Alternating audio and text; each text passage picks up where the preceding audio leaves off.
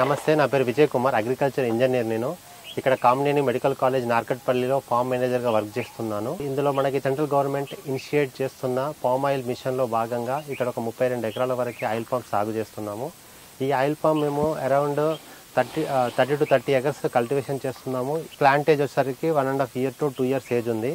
ఇప్పటి వరకు మనము సింగిల్ లైన్తో డ్రిప్ ఇరిగేషన్ ద్వారా వాటర్ ఇస్తున్నాము. ఒకటి సింగిల్ వన్ సైడ్ డ్రిప్పర్ పెట్టాము and another side microjet with ట్యూబ్తో వాటర్ వదులుతున్నాము. ఇప్పటివరకు మాకు ప్లాంట్ ఎదుగుదలలో కానీ ఎటువంటి సమస్యలు రాలేదు.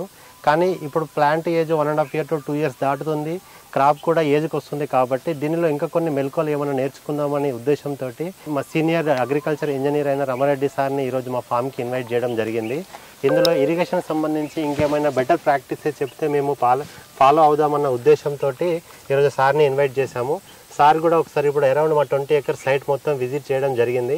ఇందులో ఎక్కడైతే మేము ఇరిగేషన్ ప్రాక్టీసెస్లో చిన్న చిన్న మైనర్ మిస్టేక్స్ మేము చేస్తున్నామో వాటన్నిటిని రెక్టిఫై చేయడానికి ఒకసారి మేము సార్తో డిస్కషన్ చేశాము. ఒకసారి ఇదే విషయాన్ని టోటల్ రైతాంగానికి కూడా వివరించాలని సార్ వారిని మేము స్వాగతిస్తున్నాం.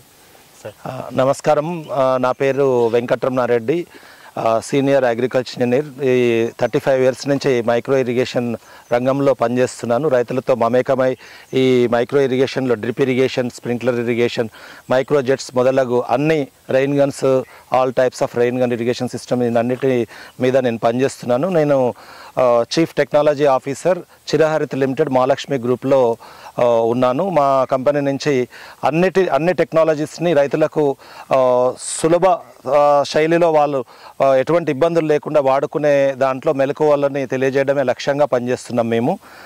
విజయ్, ఇప్పుడు మీరు చెప్పినట్టుగా ఇప్పటి వరకు ప్లాంట్ గ్రోత్ ఎక్సలెంట్, చాలా బాగా వచ్చాయి. అక్కడక్కడ మీకు ఐ థింక్ కొన్ని గ్యాప్ ఫిల్లింగ్స్లో మళ్ళీ వేసినట్టున్నారు.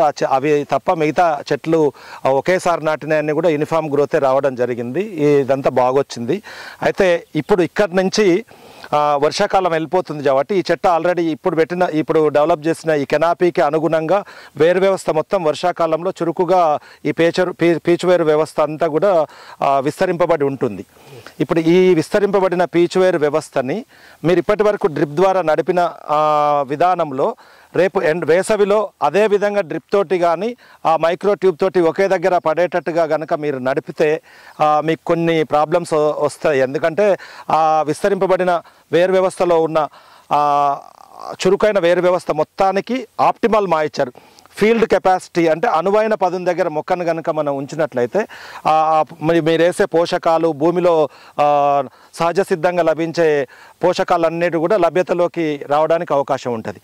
అయితే గత కొన్ని సంవత్సరాలుగా మేము గమనించింది ఏంటంటే ఈ డ్రిప్ ఇరిగేషన్లో డ్రిప్పర్లు అక్కడక్కడ పెట్టి ఆ విస్తరింపబడిన వేరు వ్యవస్థలో డ్రిప్పర్లు కింద పడేటువంటి అతి తక్కువ పదును అయ్యేటువంటి ప్రాంతంలో డీపర్ జోన్స్కి ఆ పోషకాలు డీపర్ జోన్స్కి వెళ్ళిపోవడము, అన్వెట్టెడ్ పోర్షన్ తడవని ప్రాంతమే ఎక్కువ శాతం, సుమారు 75-80% తడవకుండా ఉంటుంది. కేవలం డ్రిప్పర్ల కింద తడిసేటువంటి ప్రాంతం 16 నుంచి 25% వరకే గమనించాము. ఇప్పుడు ఆ 75% వేసవిలో వేర్లని ఉడికెత్తేసి మళ్ళీ వర్షాకాలంలో వర్షాలు వచ్చేంత వరకు ఆ వేర్ల నుండి ఆహారాన్ని గ్రహించడం జరగలేదు. అందువల్ల ఇప్పుడు మీకు డ్రిప్ ఇరిగేషన్కి ఈ జెట్స్ విధానానికి నేను ఒక సులభంగా మీకు చూపించడానికి నేను ఒక చిన్న ప్రాక్టికల్గా మేము చూపించాలనుకుంటున్నాను.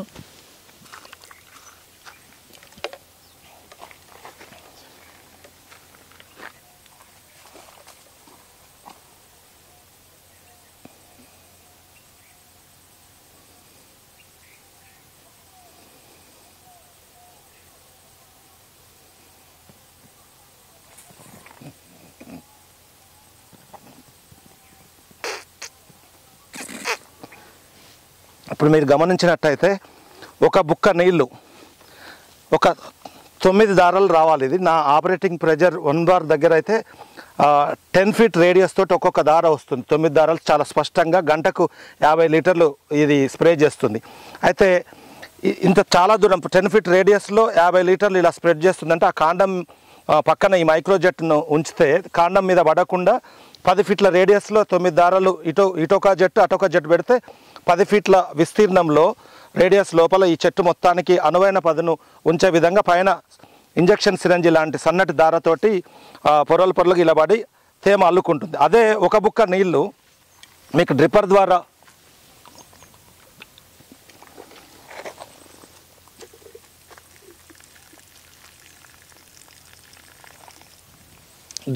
డ్రాప్ బై డ్రాప్ కానీ ఈ మైక్రో ట్యూబ్ని ఇట్లా వదిలేస్తే కానీ అది కేవలము 1 ఫీట్ రేడియస్ కానీ 1.5 ఫీట్ రేడియస్లో కానీ అంటే 3 ఫీట్ డయాలో కానీ 2 ఫీట్ డయాలో కానీ అంతకంటే వెట్టింగ్ ఫ్రంట్ క్రియేట్ కాదు. ఈ విస్తరింపబడే వేరే వ్యవస్థలో ఇటొక 3 డ్రిప్పర్లు పెట్టినా కూడా 6 డ్రిప్పర్ల కింద తడపబడుతున్న విస్తీర్ణము, దానికి ఈ చెట్టు వేరు వ్యవస్థ విస్తరింపబడిన విస్తీర్ణము, ఈ తడపబడుతున్న విస్తీర్ణాల మొత్తము బై విస్తరింపబడిన వేరు వ్యవస్థ వేస్తే 25% కంటే ఎక్కువ తడపబడట్లేదు. ఇది బత్తాయిలో చాలా అఘోరంగా, బత్తాయి నల్గొండ జిల్లాలో కేవలం 11-12 సంవత్సరాలకే బత్తాయి చెట్లు చనిపోవడానికి విపరీతంగా ఇది మానవ తప్పిదం నీటిపారుదలలో ఇవ్వడంలో అనేది నేను ఒక తోటను నిర్వహించి నేను ఒక ప్రాక్టీసింగ్ ఫార్మర్గా వేలాది మంది రైతులకు దీన్ని తెలియజెప్పడం జరిగింది. ఇప్పుడు కూడా మైక్రోజెట్ సిస్టమ్స్ చాలా అవసరము. పామాయిల్కి మైక్రో క్లైమేట్ క్రియేట్ చేస్తుంది. తర్వాత ఇట్లా దారాలుగా పడుతూ ఉన్నప్పుడు అట్మాస్ఫియరిక్ నైట్రోజన్ కూడా నేలకు అందిస్తుంది.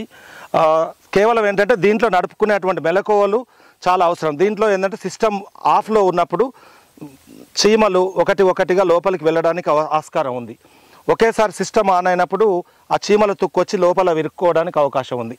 వీటిని మేనేజ్మెంట్ చేసుకోవడానికి మీరు ఒక సిస్టమ్ ప్రతిసారి ఆన్ చేసినప్పుడు ఒక సంచిలో ఫ్రెష్ జెట్స్ పట్టుకొని ఎక్కడైతే ఏ చెట్టు దగ్గర పనిచేస్తలేదో అక్కడ సమయం వేస్ట్ చేయకుండా ఆ పని చేయని దాన్ని ఆ సంచిలో రెండో భాగంలో ఇది వేసేసి ఆ ఫ్రెష్ది అక్కడ పెట్టేసేసి వీటిని మళ్ళీ తర్వాత క్లీన్ చేసుకొని పెట్టుకుంటూ చాలా మెలకువలు. ఇప్పుడు అది ప్రతిసారి ఇప్పుడు ఏ బిట్లోనైతే ఈరోజు నడుపుతామో మళ్ళీ ఒక 5-6 రోజులు 3 రోజులు 4 రోజుల తర్వాత మళ్ళీ నడుపుతాం ఇక్కడ.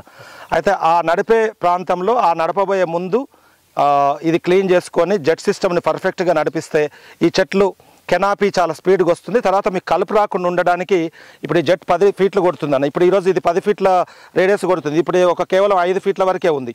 అంటే మీరు 6వ ఫీట్ దగ్గర ఒక సుబ తీసుకొని చుట్టూ ఒక గీత గీస్తూ దాంట్లో జనుము గింజలు వేస్తే ఆ జనుము ఒక 10 రోజులకి ఒక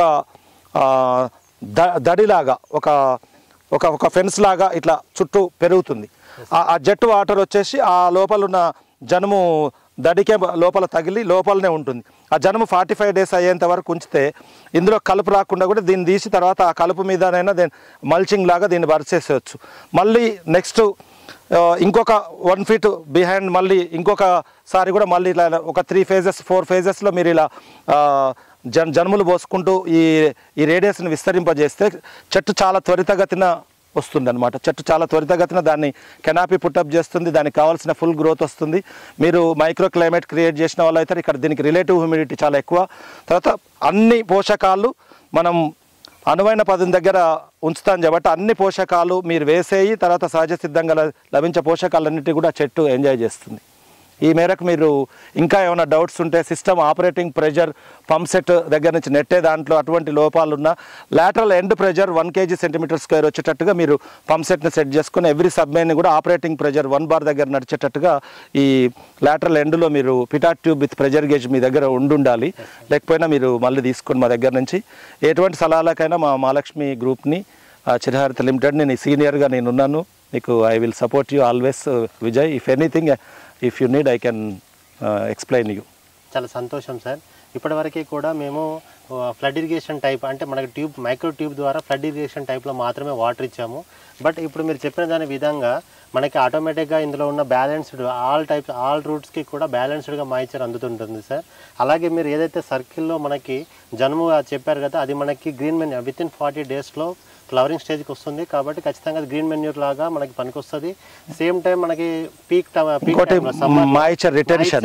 రిటెన్షన్ కూడా మాయిచర్ కూడా ఎవాపరేట్ అవ్వకుండా మనకి గ్రీన్ మల్చింగ్ లాగా పనికొస్తుంది. వన్ సైడ్ మనకి వాటర్ మేనేజ్మెంట్ కి యూజ్ అవుతుంది, సేమ్ టైం వీడ్ మేనేజ్మెంట్ కి కూడా యూజ్ అవుతుంది. తర్వాత కుల్లి ఎరువుగా మారుతుంది సార్. కుల్లి థర్డ్ ఆప్షన్ గా మెన్యూర్ లాగా కూడా ఫామ్ అవుతుంది సార్. చాలా సంతోషం సార్ మాకు ఈ విషయాన్ని ఈ రోజు మాకు చెప్పినందుకు. మేము కంపల్సరీ ఈ విధంగా ఫాలో అవుతాం సార్. ఓకే, ధన్యవాదాలు. ఓకే అండి, రైట్.